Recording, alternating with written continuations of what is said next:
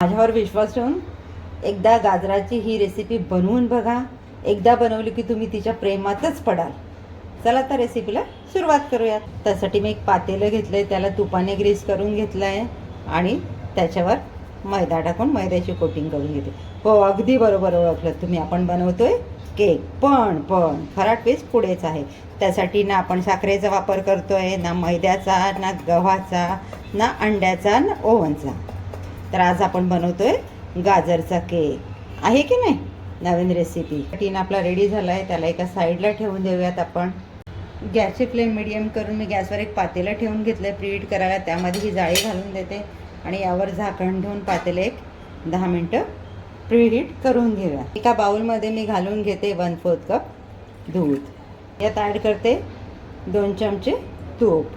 Measuring कपप्रमाणे अर्धा cup गुळाची powder. दूध, गूळ आणि तुपाचं मिश्रण आपल्याला इथे छान मिक्स करून घ्यायचं आहे. यात ॲड करते अर्धा चम्मच व्हिनेगर.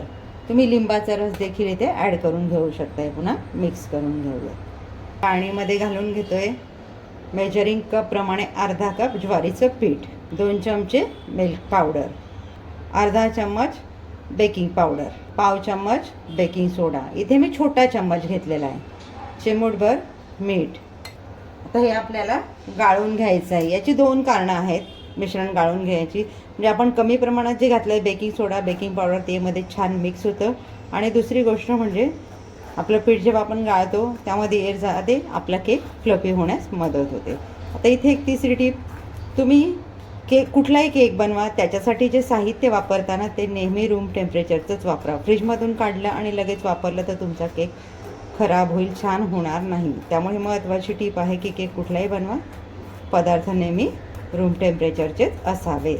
पीठ आपलं छान चाळून झालेलं आहे. आता यामध्येच घालतो आपण अर्धे वाटी किंवा मेजरिंग कपप्रमाणे अर्धा कप किसलेलं गाजर. हे मिश्रण आपल्याला कट अँड फोल्ड या मेथडने मिक्स करून घ्यायचं आहे. आता इथे एक महत्त्वाची टीप, आपल्याला रेग्युलर केकचं बॅटर ज्या प्रमाणात असतं ना तितकं पातळ हे बॅटर आपल्याला करायचं नाही आहे, थोडं घट्ट ठेवायचं आहे. त्याचं कारण हे केक टीन जेव्हा आपण पातेल्यात ठेवतो उष्णतेच्या संपर्कात येतो त्यावेळेला गाजर त्यातलं पाणी रिलीज करायला सुरुवात करतं. म्हणून रेग्युलर केक बॅटरपेक्षा हे केकचं बॅटर आपल्याला घट्ट ठेवायचं आहे. आता यामध्ये घालते मी पाव चमच वेलची पावडर, पाव चमच सुंठ पावडर. हे पुन्हा आपल्याला छान मिक्स करून घ्यायचं आहे कट अँड फोल्ड मेथडने. आता इथे मी दूध घालताना 1/4 कप दूध घातलं आहे. तुम्ही थोडं दूध त्यातलं उरवून ठेवा. काही वेळेला पिठानुसार दूध कमी जास्त होऊ शकतं. 1-2 चमचा.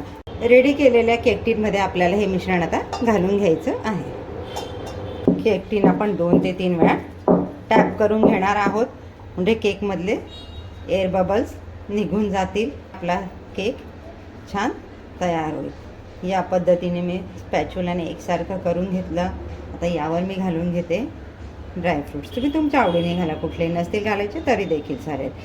तर इथे एक महत्त्वाची टीप आहे, आपण हे बॅटर पातेलीत घातलं की जरा पटापट प्रोसेस करायची. म्हणजे आपण त्याच्यामध्ये व्हिनेगर, बेकिंग पावडर, बेकिंग सोडा घातला आहे ना, त्याची प्रोसेस सुरू व्हायच्या आत आपला टीन प्रीहीट भांड्यामध्ये जायला हवा. ड्रायफ्रूट्स आपले घालून झाले. मी हलकं टॅप करून घेते म्हणजे केक आपला रेडी झाल्यावर हे ड्रायफ्रूट्स पडणार नाही. 10 मिनटं प्रीहीट झालेल्या भांड्यामध्ये आपण आपला केकचा टीन ठेवून घेऊया.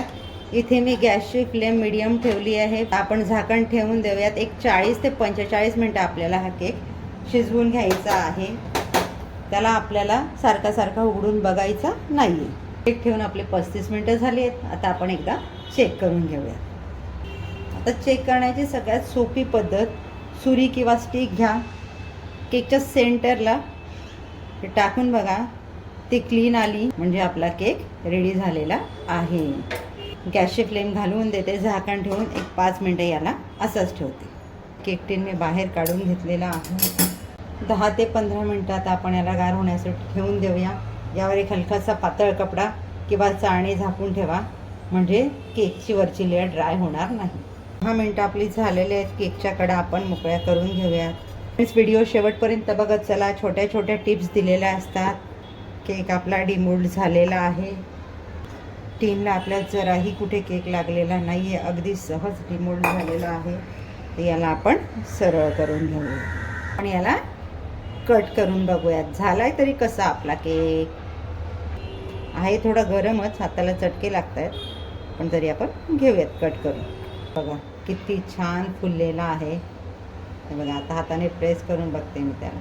खाली जातो आणि पुन्हा उठून येतो. कोण म्हणतं स्क्रॅचपासून आपण केक छान नाही बनवू शकत? आपण बनवला स्क्रॅचपासून, तेही ज्वारीच्या पिठाचा वापर करून, आहे की नाही? बनवून बघा. भेटूयात पुढच्या व्हिडिओमध्ये अशाच एका छान रेसिपीसह. थँक्यू.